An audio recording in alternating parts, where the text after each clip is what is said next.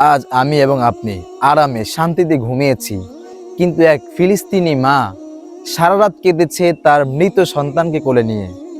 আহ, কত হৃদয় বিদারক ঘটনা চলছে ফিলিস্তিনে এবং গাজায়। তারা এক মুঠো খাবার পাচ্ছে না, আর আমরা কত খাবার অপচয় করছি। আমার ঘরে খাবার আছে, আপনার ঘরে খাবার আছে, কিন্তু তাদের আছে ধ্বংসস্তূপ আর কান্না।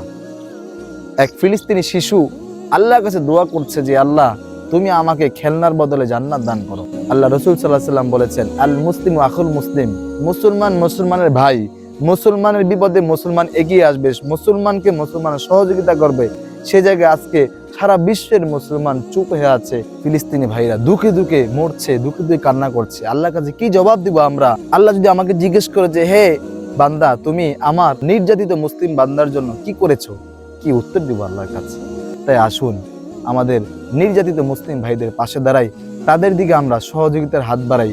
ইনশাল্লাহ আমরা আল্লাহর কাছে এই জবাব দিতে পারবো যে না, আমি আমার সামর্থ্য অনুযায়ী সেই ফিলিস্তিনি ভাইদের পিছনে বা ফিলিস্তিনি ভাইদের সহযোগিতা এগিয়ে আসি। আমার সামর্থ্য অনুযায়ী আমি করেছি আল্লাহ। এতটুকু হলেও তো আল্লাহর কাছে জবাব দিতে পারবো। যদি এতটুকু না করি, তাহলে কিভাবে আমি আল্লাহর কাছে পার পাবো?